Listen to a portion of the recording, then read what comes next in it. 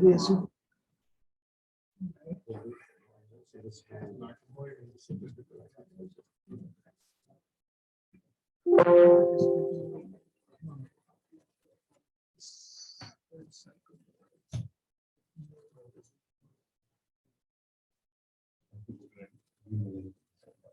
Normally, there'd always be, there's 3 seats, there's usually 6 people running. It was after our-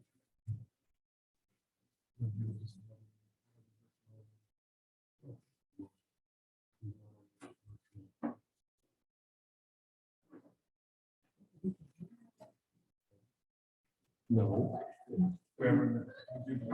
Did you ever adopt the 1861?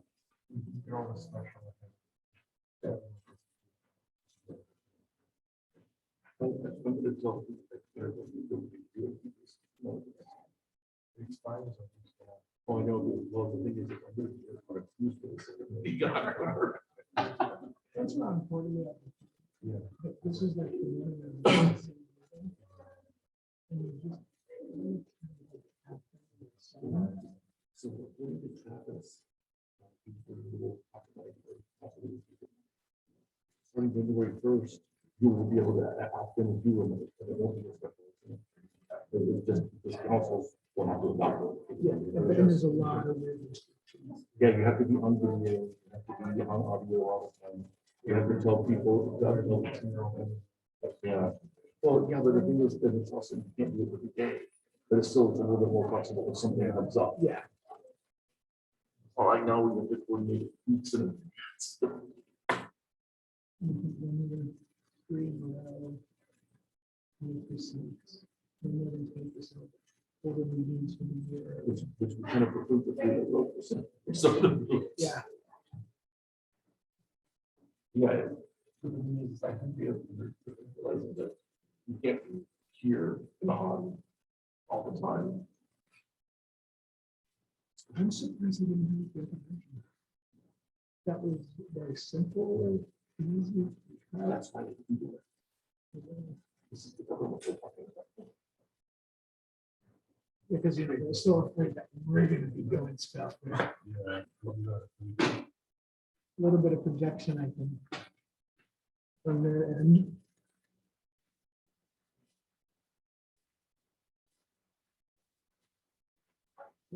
Fairly straightforward.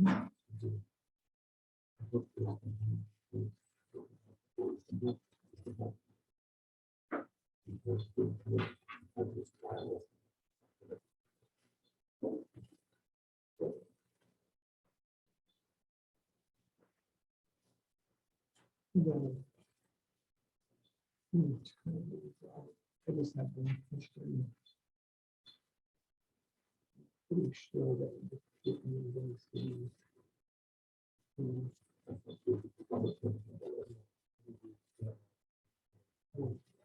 That's what I thought.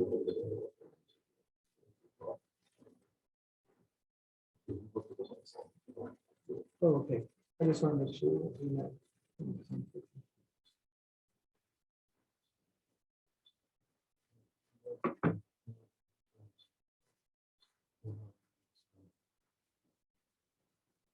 Good morning, everybody. It's 9:05 a.m. So we're going to get started for this special meeting of the Board of Directors for the South Salinas Valley Broadband Authority.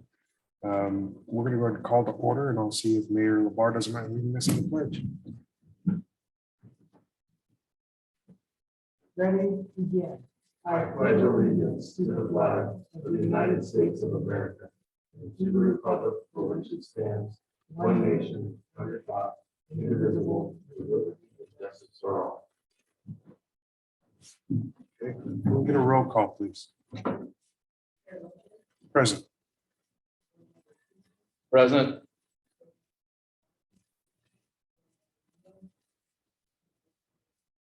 Present. All right, we have a quorum, so we'll proceed. First, we have our public comment. I know it says business from the public, but that is our public comment for today. We're going to invite the public to share comments regarding items not on today's agenda, but within the purview of this body.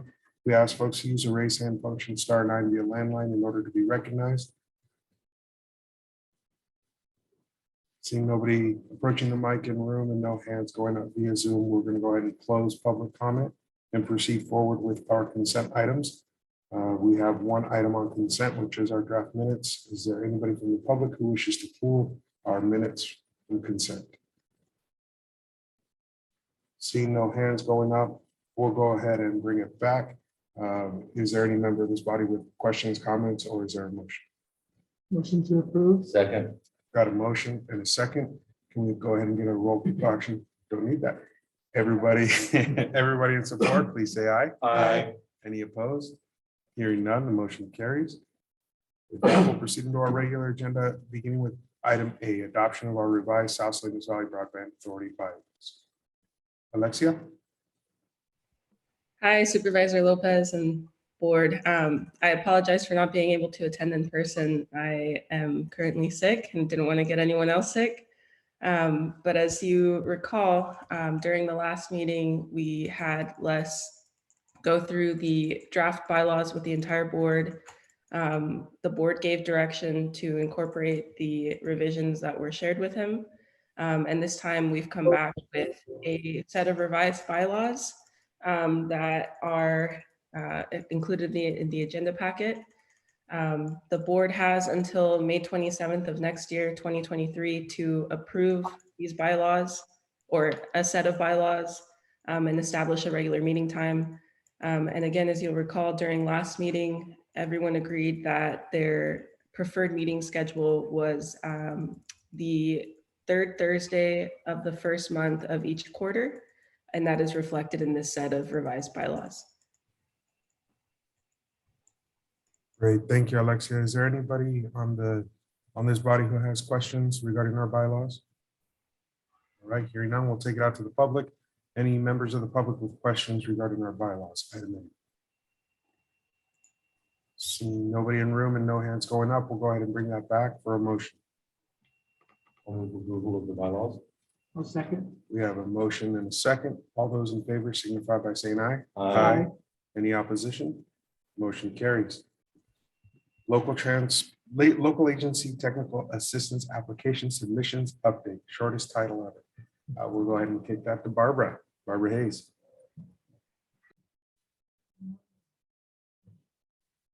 Good morning. First of all, I just want to say thank you so much to this board and to the team that supports your work on getting new jurisdictions. After the last meeting a month ago, we were able, with record time with Alexia's help, submit data applications, local agency technical assistance applications to the CPC for all 4 cities and the area of the county surrounding the cities that are in the South Valley. Those applications were received, and thanks to the CPC, actually have something to show you this morning. Not approval, very it's not approval, but the CPUC met with staff from Golden State Connect a couple of times last week just to kind of walk through the process and vision that we laid out for network design in the actual 28 jurisdictions that we assisted with the middle. 21 counties and 7 cities. So they wanted to walk through and understand the process, given the volume of projects that we involved. We had 2 calls with them, and I will say the very beginning of the first call, it was said out loud by one of the team members in the CPC that they are regulators, so please be kind in helping them move into this new role of the grant report. So the questions that they had went very well. We answered completely. And the outcome was they had 2 remaining questions that because the applicants were the local jurisdictions, they had to ask directly. So they were kind enough to share those 2 questions with me on Monday evening so that I could craft a response and let all of the jurisdictions know that the questions were coming and hear the answers for your review and copy paste and so desired. So those questions actually came directly from the CPC to the local jurisdictions yesterday. And I was able to forward the questions and suggest the answers out on Tuesday afternoon. So I'm still receiving emails this morning confirming receipt of the questions and then confirming the answers. So I think we're in very good shape at this point. The CPC is learning how to do a right to work. So even though we submitted in the month of August and we're almost now at the end of September, I think that they're doing a yeoman's task of sifting through the 45 applications. Requesting 22 million of the 45 million available during the month of August. The second round being the month of September, and all of the jurisdictions represented was admitted in the first round in the month of August. The second round, which is the month of September, are supposed to come up.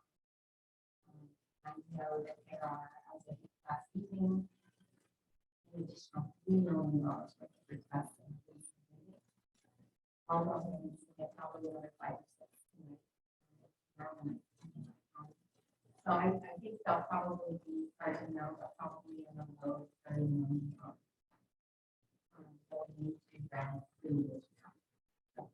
All in all, for purposes of this group assessment, all of your applications have been submitted to the CPC. Any questions? Mike? So that's great to hear it's not oversubscribed, which I imagine would bode well for the round 2 applicants. And expected announcement awards. Yeah, that's a really good question. As was mentioned, that this is a regulatory agency now in the grant making business. So I think they're feeling their way through. Their desire, they say, is to get this out as quickly as possible. What that actually means, we're not sure. But I will say that when you are notified and the person whose name is on the bottom of the application was submitted will be the one receiving the notification. In some cases, it's this group will all the managers and the county leaders, right? So those will be the people that will receive notification of award. And then again, as I mentioned last month, that you have 30 days to formally accept that award. If you do not accept that award within 30 days, the application is disregarded. So once those notifications go out, I will again send an email out to everybody. Be aware of the email options. If you need to take local action, an action of the council or the board, we'll need to go for that. So I've been encouraging your staff members to get that item on your local agendas now, not caught up in meeting cycle and perhaps miss.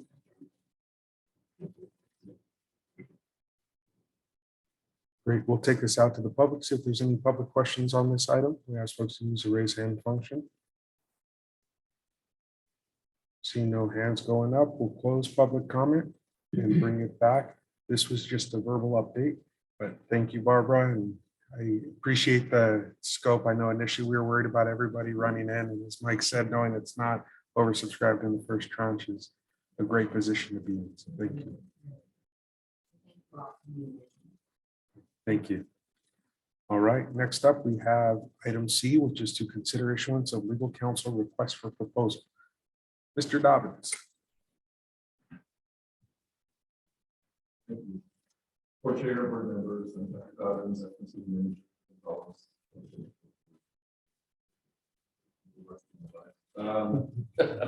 So let's see, what you have in front of you, of course, is the draft RFP, version of council providing temporary legal counsel services.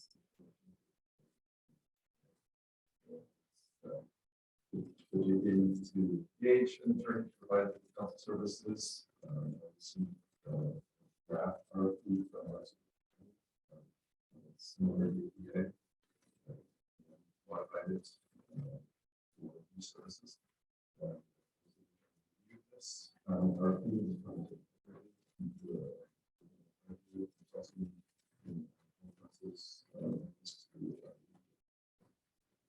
let's see. schedule, if we receive comments, we will do the sixth, for next Friday, for the 10th. This is 4 weeks for proposals, so that's proposals in December. And January 5th. Let's see, page 37. Is the scope of services.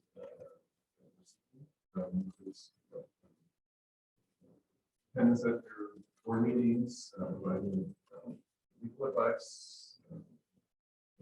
All of this, but that's what's included in our. Lastly, 9 is the list of attorney firms that we present. There's staff, this conference, September, firms that attorney firms that offer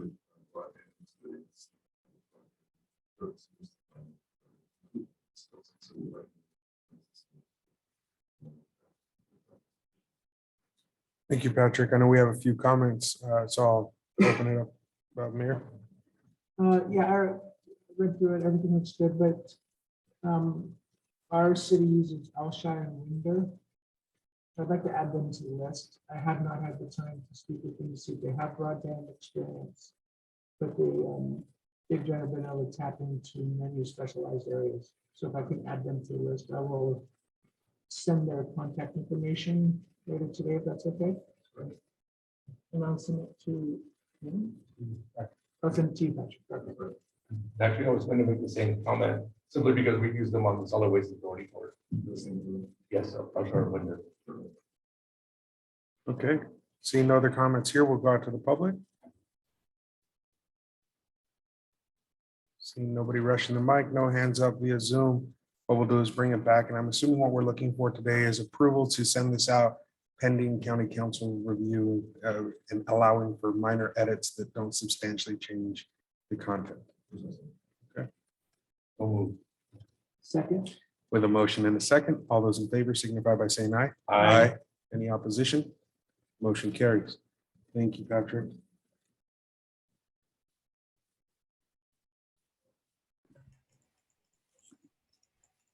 Okay. Item D is to approve the Crown Castle leasing option. For that, we'll go back to Alexia. So during the last meeting, the board voted to approve an option to lease Crown Castle dark fiber for a period of 20 years with a one-time $200,000 payment. And in communicating with the Crown Castle staff, they would like a resolution identifying SSVBA as the person who will be leasing the infrastructure as well as receiving the bill so that they can proceed with a contract. And I've attached the resolution to this agenda packet. Nothing's changed in terms of the terms of the contract. At this point, we just need to move forward with ratifying the decision that the board made last meeting. Thank you, Alexia. And can you talk a little bit just about, I know there were some meetings around timing for payment. I know that was a critical question that came from this body last. Absolutely. So Crown Castle will not need payment until after construction occurs. And even after that, they are able to defer the time of payment for up to several months. So at the soonest, we would need payment 6 months from now, or 6 months from the time of the contract signing. And as a reminder, we need to sign the contract or enter this agreement by December 31st of this year. Otherwise, rates will exponentially increase. Right. But Thank you, in terms Alexia. of- yeah. Let the record reflect that member Chavez has joined us via Zoom. So we'll now just make sure to do roll call votes. Are there any questions on item D? Okay, hearing none, we'll go ahead and turn to the public and see if there's any Questions on item D? See no hands going up, we'll bring it back for a motion on the resolution. Motion to accept staff recommendation. Second. Got a motion and a second. Can we get a roll call vote, please? Ann?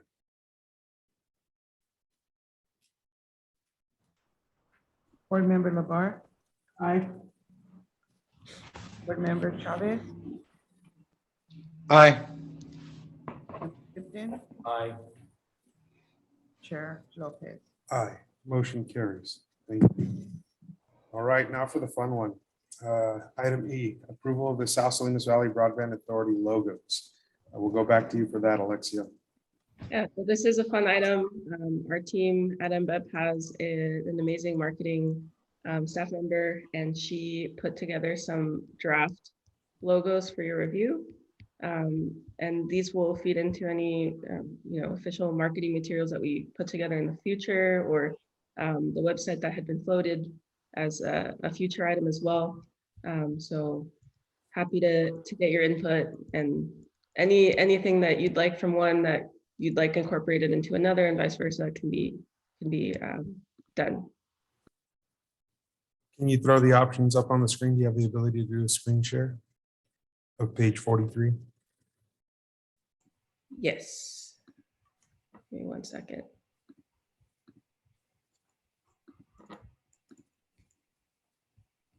Are you able to see? Yes, thank you. So I'm going to go ahead and kick it over to Drew. So I was just talking to Chris about it. I actually like all three of them. The only concern I have with them is it seems to be focused entirely on wireless access, and that's not necessarily what we're going to be providing. Right. So incorporating the fiber aspect in some way. Well, not even necessarily doing the fiber, but showing, if I looked at this and I didn't know what the broadband authority was going to be doing, I would be assuming that they were going to be providing wireless broadband services only. Okay. To integrate that it's going to be wired and wireless, potentially. Totally.